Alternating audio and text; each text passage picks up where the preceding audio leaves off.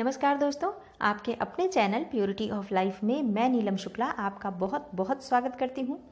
दोस्तों, नवरात्रि की शुरुआत हो चुकी है। माँ भगवती दुर्गा का आगमन हो चुका है। हर घर में माँ की चौकी लग चुकी है, माँ के कलश रखे जा चुके हैं माँ के नाम पर, और अखंड ज्योत भी कई जगह पर कई भक्त जागृत कर चुके हैं। दोस्तों, माँ भगवती दुर्गा की पूजा पूरे श्रद्धा भाव से, पूरे मन से करना चाहिए।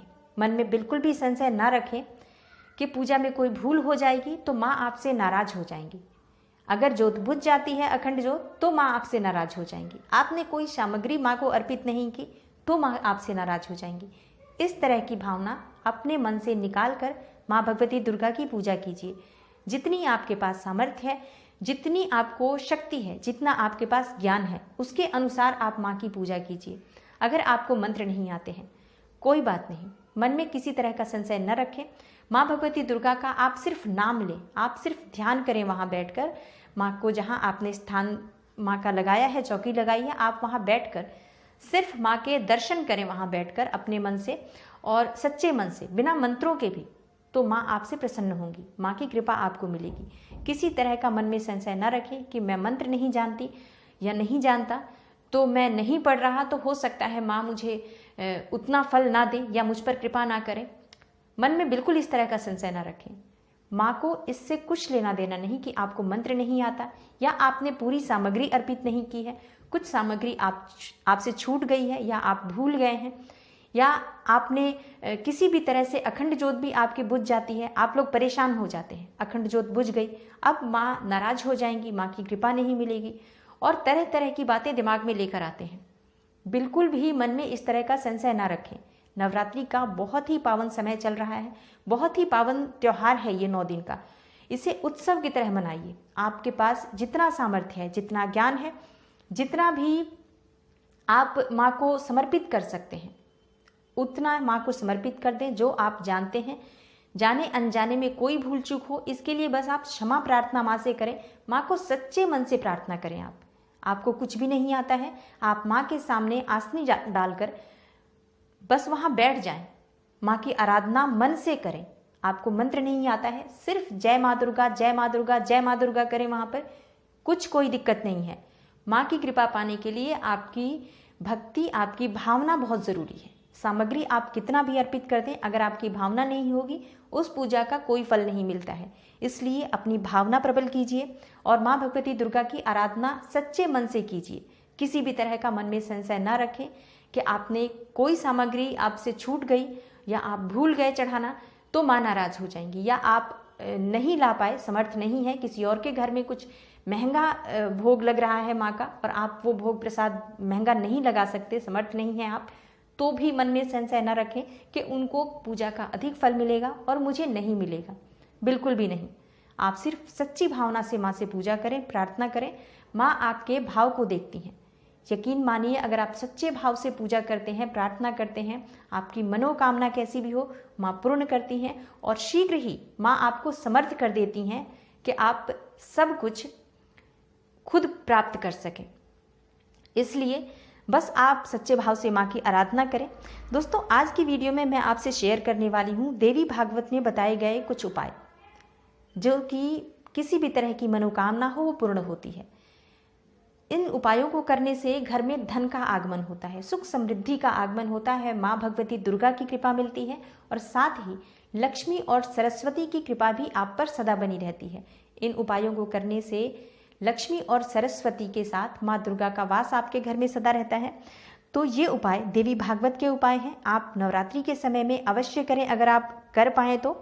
दोस्तों, नवरात्रि का जो समय है, इस समय में किया गया एक छोटा सा उपाय, एक छोटा सा प्रयोग भी आपको बहुत ही शुभ फल प्रदान करता है। ऐसे में ये उपाय तो देवी भागवत के उपाय हैं, बहुत ही चमत्कारी, बहुत अचूक उपाय है। करना क्या है, मैं आपसे शेयर करने वाली हूँ 5 ऐसे उपाय जो कि आपकी सभी मनोकामनाओं को पूर्ण करने वाले हैं। इसलिए आप वीडियो को पूरा देखें, और अगर आपको वीडियो अच्छी लगे, लाइक करें, शेयर करें अपने फैमिली और फ्रेंड्स के साथ। अगर आप इस चैनल पर नए हैं तो चैनल को सब्सक्राइब ज़रूर कर लें, बेल आइकन को प्रेस कर लें। इससे ये होगा कि इस तरह की वीडियोस मैं जब भी अपलोड करूँगी तो आपसे मिस नहीं होंगी, समय पर मिल जाएंगी। दोस्तों, बात करते हैं कि कौन से वो उपाय हैं जो कि देवी भागवत में बताए गए हैं। पहला उपाय, देवी भगवती दुर्गा की अगर आपके घर में कोई मूर्ति है, पीतल की हो सकती है, किसी भी दूसरे धातु की हो सकती है, तो अगर आपके घर में देवी दुर्गा की, जगदम्बा की मूर्ति है तो आप उसका अभिषेक करें। किस तरह से आपको करना है अभिषेक, जिससे कि आपको सभी फलों की प्राप्ति होगी, सभी मनोकामनाएं पूर्ण होंगी। तो दोस्तों, पहला जो उपाय है, माँ भगवती दुर्गा को आम के रस से या गन्ने के रस से आप अभिषेक करते हैं, स्नान करवाते हैं माँ भगवती दुर्गा को, तो इससे आपको माँ दुर्गा की कृपा मिलती है। उसके साथ ही माँ लक्ष्मी और माँ सरस्वती की भी कृपा आपको मिलती है। और ऐसे भक्त का घर छोड़कर माँ लक्ष्मी और सरस्वती कभी नहीं जाती हैं। ऐसे घर में नित्य ही संपत्ति और विद्या का वास रहता है। ज्ञान और धन दोनों का समन्वय ऐसे घर में रहता है। जो लोग गन्ने के रस से या आम के रस से माँ जगदम्बा की मूर्ति का अभिषेक करते हैं। दूसरा उपाय है, आपको माँ दुर्गा की मूर्ति का अभिषेक करना है कपूर से, अगर से, केसर, कस्तूरी या कमल के जल से। ठीक है, कमल, इन सभी चीज़ों को आप थोड़ा सा जल में डाल दें इन्हें, तो ये सुगंधित द्रव्य बन जाएगा। और इस तरह से आप माँ दुर्गा की मूर्ति का अभिषेक करें वेद पाठ करते हुए, तो आपको सभी पापों का नाश होता है आपके जीवन का, और आपके थोड़े से प्रयास से ही आपको सफलता मिलती है, आपको सिद्धियों की प्राप्ति होती है। दोस्तों, तीसरा उपाय, देवी दुर्गा के लिए आभूषण दान किए जाते हैं। रत्नों के आभूषण दान करते हैं लोग, सोने चांदी के आभूषण दान करते हैं। लेकिन अगर आप समर्थ नहीं हैं, आप जितना आप अफोर्ड कर सकते हैं उस हिसाब से आप सुहाग की सामग्री भी माँ दुर्गा को अर्पित करें। इससे सुख समृद्धि की प्राप्ति होती है।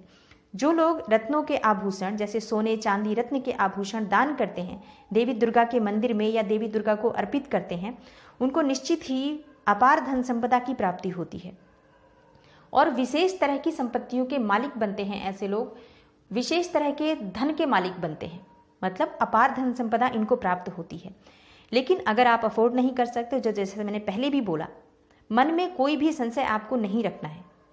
आप सिर्फ अपने सामर्थ्य के अनुसार माँ को सुहाग की सामग्री अर्पित करें, माँ से प्रार्थना करें और सच्चे मन से माँ की आराधना करें। माँ आपको धन, वैभव, सुख, समृद्धि सब प्रदान करेंगी। दोस्तों, चौथा उपाय, द्राक्षा या दाख के रस से यदि माता जगदम्बिका को स्नान करवाया जाए तो भक्तों पर देवी की कृपा बनी रहती है। और जिस पर देवी की कृपा बनी रहती है उसको किसी भी चीज़ की कमी नहीं रहती है, कुछ मांगना ही नहीं पड़ता है। माँ की कृपा हो जाए तो सब मिल जाता है बिना मांगे ही, मतलब हर तरह का सुख उसे प्राप्त हो जाता है जिसको माँ भगवती दुर्गा की कृपा मिल जाती है। दोस्तों, पांचवा उपाय, अगर आप देवी दुर्गा को स्नान करवाते हैं कच्चे दूध से, लेकिन कच्चा दूध आपको चाहिए गाय का कच्चा दूध आपको लेना है, उससे आपको देवी दुर्गा की मूर्ति का स्नान करवाना है, अभिषेक करना है। ऐसा करने से सभी प्रकार के सुख समृद्धि की प्राप्ति होती है, सभी मनोकामनाओं की पूर्ति होती है, जो भी परेशानियां हो जीवन में वो समाप्त होती है, माँ दुर्गा की कृपा आपको मिलती है। ये जो प्रयोग हैं ये देवी भागवत के उपाय हैं। इन्हें अगर आप सच्चे मन से करते हैं, इनमें से कोई भी एक उपाय आप करें, किसी भी एक वस्तु से आप स्नान करवाएं। आप चाहें तो प्रतिदिन देवी दुर्गा की मूर्ति को अभिषेक कर सकते हैं या फिर आप किसी विशेष दिन भी कर सकते हैं। इसके अलावा आप नवरात्रों के अलावा शुक्रवार के दिन आप ये उपाय कर सकते हैं। मतलब शुक्रवार के दिन अगर आप देवी दुर्गा की आपके घर में मूर्ति है, आप उसका अभिषेक अवश्य करें, किसी भी द्रव्य से करें जो अभी मैंने बताए हैं। इनमें से कोई भी द्रव्य अपनी मनोकामना के हिसाब से आप देखें और इससे आप अभिषेक करवाएं। निश्चित ही आपकी मनोकामना पूर्ण होती है, क्योंकि शुक्रवार का दिन भी माँ भगवती का दिन होता है, माँ लक्ष्मी का दिन होता है। तो इस दिन अगर आप देवी दुर्गा की विशेष रूप से पूजा करते हैं तो आपके जीवन की जो परेशानियां हैं वो समाप्त होती हैं, धन संपदा की प्राप्ति होती है और किसी भी तरह की आपकी मनोकामना हो वो पूर्ण हो जाती है। दोस्तों, उम्मीद करती हूँ आज की ये वीडियो आपको ज़रूर अच्छी लगी होगी। अगर आपको आज की वीडियो अच्छी लगी हो तो लाइक शेयर जरूर करें। मैं मिलती हूँ आपसे अगली वीडियो में किसी नई और महत्वपूर्ण जानकारी के साथ। तब तक के लिए नमस्कार।